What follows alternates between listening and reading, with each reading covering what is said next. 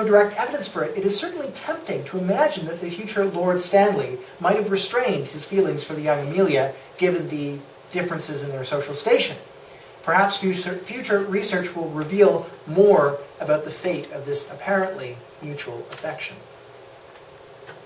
The officers' acquaintances with the Harrises deepened, eventually resulting in 4 marriages between the Harris daughters and officers who were stationed in London.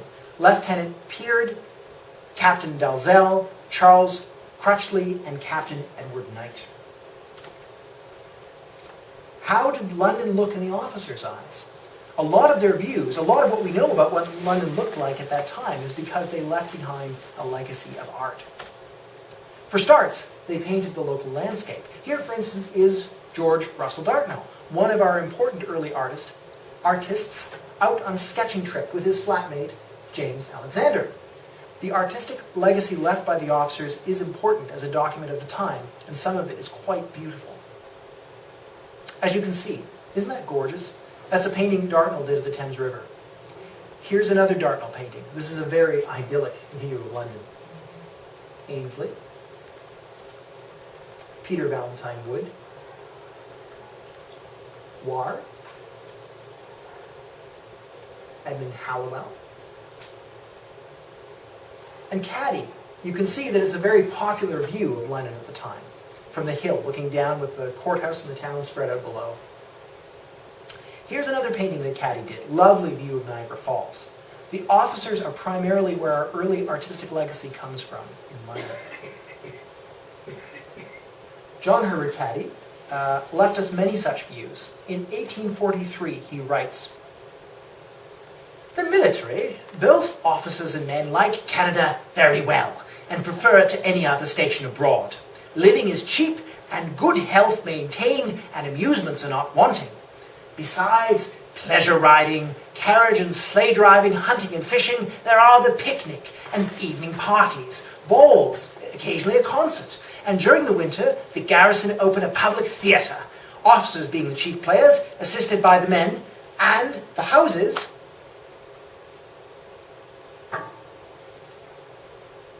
Give me a second to get that back in, whatever's going on there.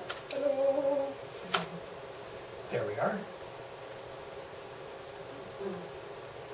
And, wait for it. "And during the winter, the garrison open a public theatre, officers being the chief players, assisted by the men, and the houses display a pretty lively and gay appearance with inhabitants and military together." It is through these theatricals that my fascination with the period began. This summer, Garrison Theatricals, a theatre company started by Joe Lella and myself, put on our first production, a recreation of The Miller and His Men, as it would have been performed by the officers in the garrison in 1842, or of the garrison in 1842. I'll conclude by giving you a quick snapshot of how this recreation got off the ground. Perhaps it will inspire you to recreations of your own. Having published a paper on London's Garrison Theatre, I did a follow-up presentation at the Eldon House Interpretive Centre. Joe Lella showed up, and not too long after that we were sitting down for coffee, talking about all of these plays that had been performed at the Theatre Royal. We had worked on productions together before, and we said, "You know, we should reproduce one of those shows." I said, "Well, why don't we see if we can find a copy of The Miller and His Men?" Not only was it brought back by popular demand in 1842, it's also a musical. Since we now live in an internet age, we were able to find and download a copy of The Miller and His Men from the UWO library that very afternoon. We read it out loud, playing all of the parts ourselves.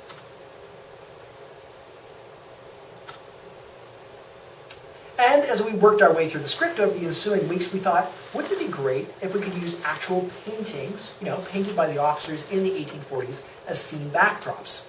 And Joe said, "That's a great idea, but all the ones you've shown me are, landscapes.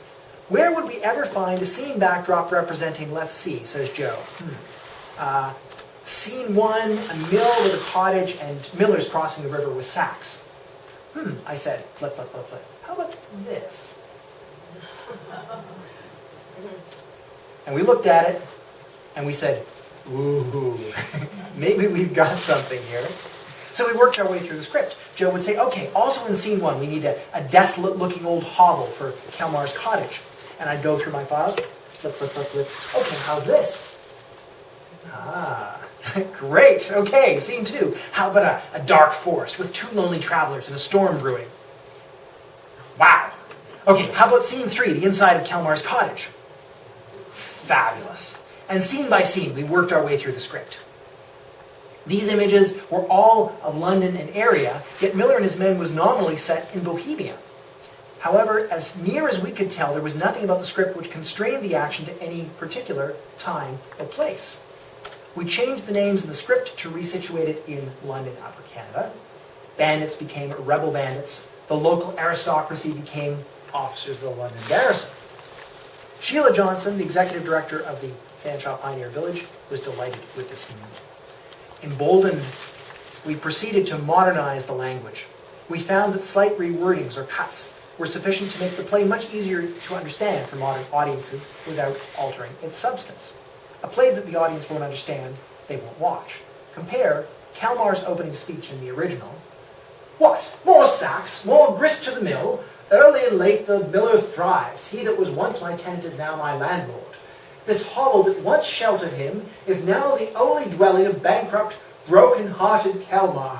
Well, I strove my best against misfortune, and thanks be to heaven have fallen respected, even by mine enemies. So, Claudine, you are returned. Where stayed you so long? With our updated version. What? More sacks, more grist going to the mill? The miller thrives all day long. He was once my tenant, and now he's my landlord.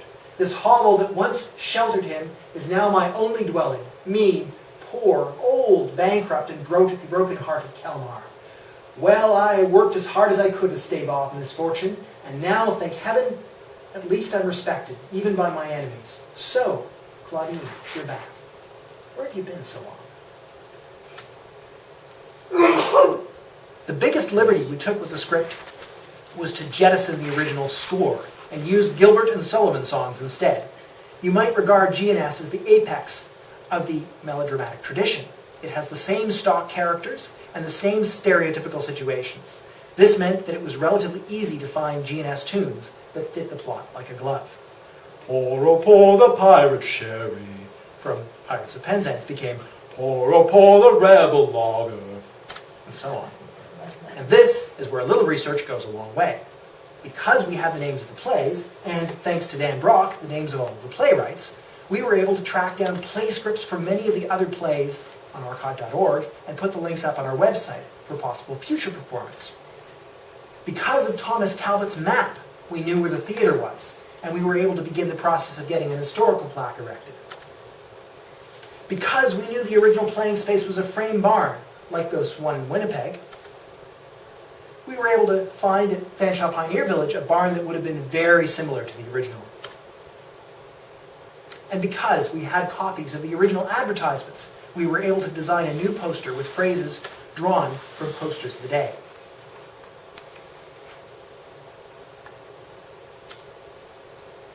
What I love about this story is the swords to plowshares quality it has. Fighting men from Britain make theatre, not war. This happens to be a story of London in particular, but it is also the kind of story that was being replayed all across the Canadas. And the fact that so many plays from the period are now freely available creates opportunities for theatrical reenactment and rediscovery. It is through those theatricals that my fascination with this period began. This summer, Garrison Theatricals did Miller and His Men, as it would have been performed in 1842. This coming year, we'll be doing a staged reading from London Assurance, a popular comedy of wit performed at London's Theatre Royal in 1843. I hope I've been able to share with you a little of my fascination for the period and also suggest some of the resources available for other imaginative treatments. Thank you. I would be very happy to take your questions and chat with you afterwards.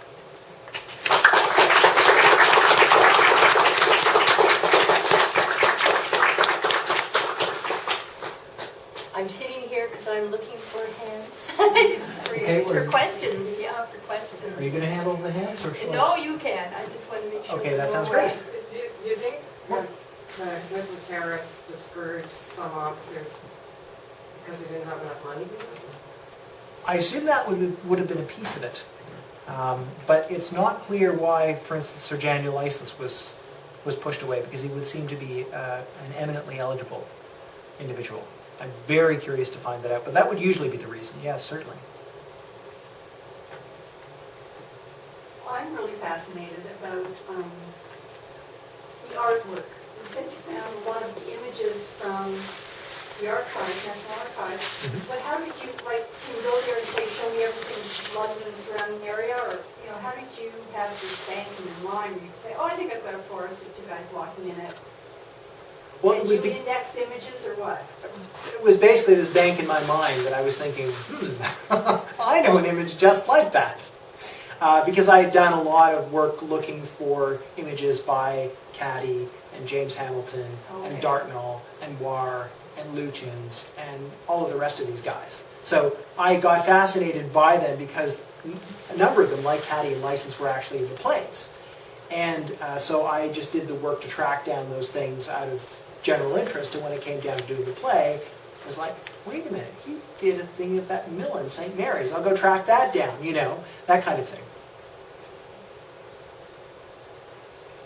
Could you talk about what the War of 1812, that period?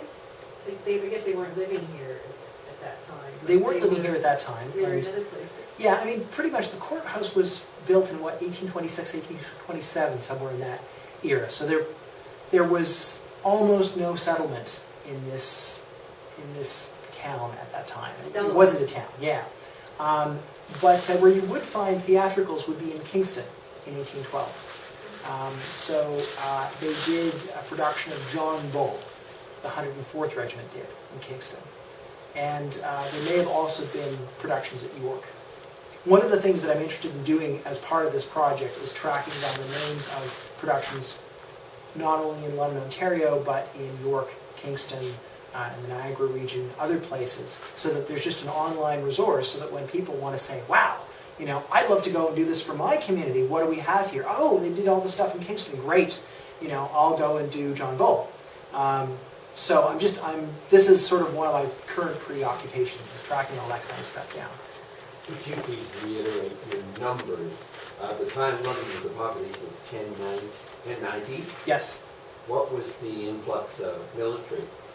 409 officers, or 409 military generally, yeah. Well, you mentioned that they were aiming at 1,000, but they didn't go to 1,000? Well, see, the problem is the numbers vary a little bit on that. So it's not so much that I mention that, it's that Ann Port says that they were aiming at 1,000. So that doesn't necessarily square with the military records of what was actually going on. That was just the word in the countryside kind of thing. I don't put Hey, that's a what huge the amount. occupiers were aiming at. Yeah, sure. We're never going to have 1,000 people in Victoria Park. History repeats itself. Right.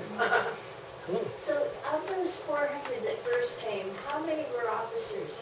And because a lot of them would have been enlisted men, wouldn't they? A lot of them would have been enlisted men. I mean, judging from the Army lists, I'm guessing maybe, you know, a dozen to 18, something like that. Is that, what do you think?